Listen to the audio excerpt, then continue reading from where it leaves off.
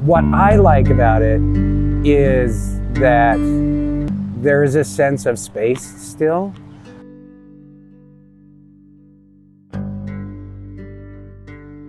There's very few places that are as beautiful in as short a circumference as it is here in Casper.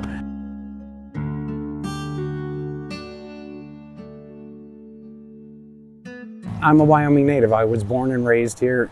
In so many ways, Wyoming really is different. It's geographically isolated, and it's been sort of culturally isolated because I think of the fact that it's not easy to get here, and honestly, once you're here, it's not so easy to leave sometimes. Even at my age, you can still have heroes, and they're my heroes. There's something about them, there's a presence about them. When they show up to a thing, they add gravitas to it. And it's just by their presence, because you know the depth of their love for their communities. They give back, they volunteer. I see them and I see leaders. I see people who are willing to help the younger people in the community. I see them and I see happy people. I don't know how they do it. They're absolutely amazing, and they are at every event to promote whatever organization it is. It was through knowing them that I became involved in a lot of more of social justice activities. I'm super lucky to have known them. In every community, there's the one or two people who were brave way before their time, who shrugged off people's disdain for them or took in stride the fact that they lost on some political arguments more often than not, and kept at it and kept keeping at it. And then all of a sudden, a long time has gone by, and you go back and look, and there they are keeping at it.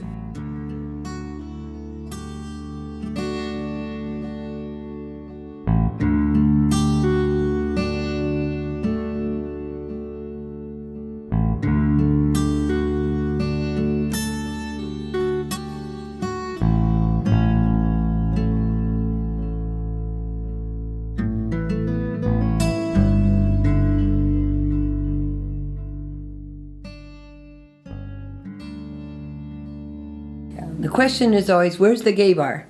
Yeah. Colorado. Fort Collins. Not here. Thinking back to when we bought this house in 1982, and we had 2 housewarming parties. Yep. One for our gay friends and one for our straight friends, primarily coworkers. And because the gay people, gay and lesbian people, would not mix with straight people. It's not that they wouldn't mix with them, but they wouldn't mix openly. We were all pretty closeted. Pretty is an understatement. We were all very closeted. And so the way we made it available for people to get in touch with us was have a P.O. box and then put personal ads in the Casper Star Tribune for a gay group.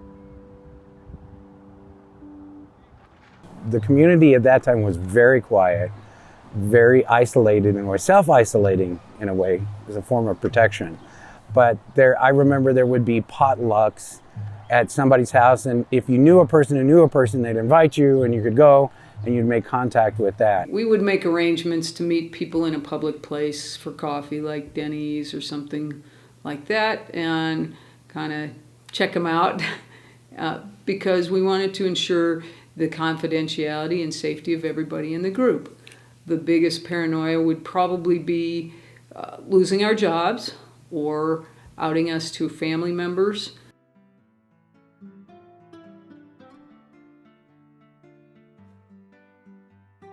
We started out with what we called the closet library because we had all the books in the closet. We have over 600 books.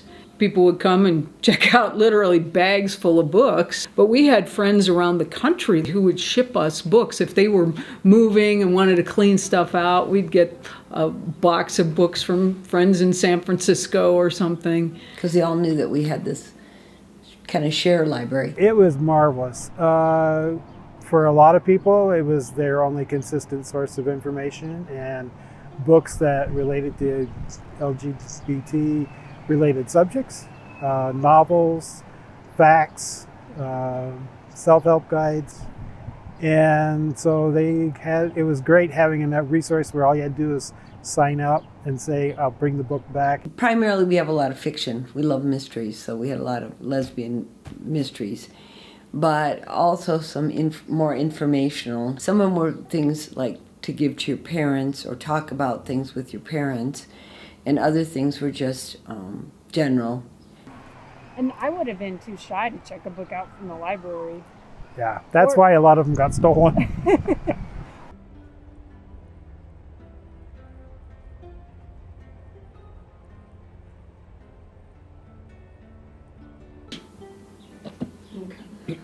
And I can't say I ever had any role models growing up. I mean, I don't think I ever knew anybody that I could identify as being gay. I had seen them around at a few events, and before then, I hadn't thought anything of it.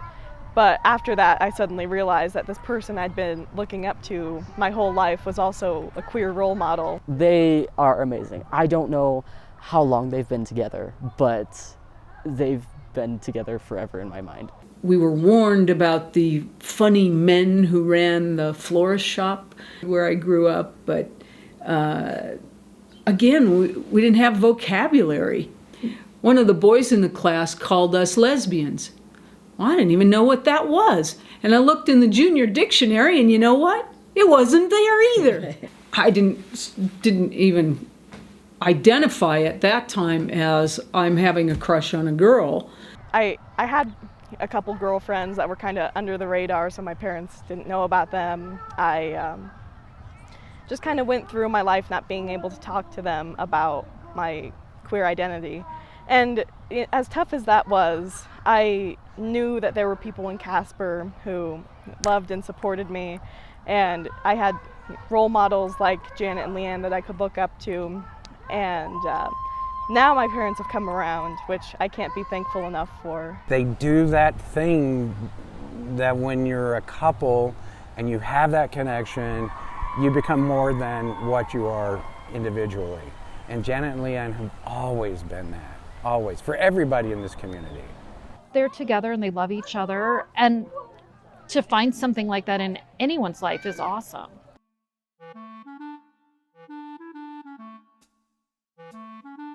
I finally said, "Okay, Mom, this is it. I have to tell you something." And she said, "Well," and I couldn't get it out. So she started guessing. My mother. So she said, "You're going to Utah to become a Mormon." "No, Mom." "You're going to Utah to get married." "No, Mom." And so she just was guessing all these, and they got wilder and wilder and wilder. And I finally just said, "Mom, I'm going to Utah to live with Janet." And she said, "You're a homo?" That's what my mother. So that was it. I mean, as far as my mother was concerned, eventually she got so she didn't keep saying homo, but that was her. We had to train her. Yeah, because it was like homo. 30. Okay. Because I didn't come out to them until I was 30, so. I'm 15 and I go to Kelly Walsh High School, and I came out almost 4 years ago now. How old were you? I was almost 12. Hi, my name's Davi Elisel Tomsaranjigas. I grew up here in Casper. When I discovered myself and to just love and embrace myself, because I grew up in a household with two very open-minded and loving parents, and that helped me a lot. So I was blessed enough to have that family and that love. I was in 8th grade when I came out to my parents. Yeah, I was 12 years old, and I came out to them via a note. And how did they respond to that? Not well. I just kind of lived the rest of my life through high school, kind of hidden in the closet, I suppose. I grew up in a small town in west Wyoming.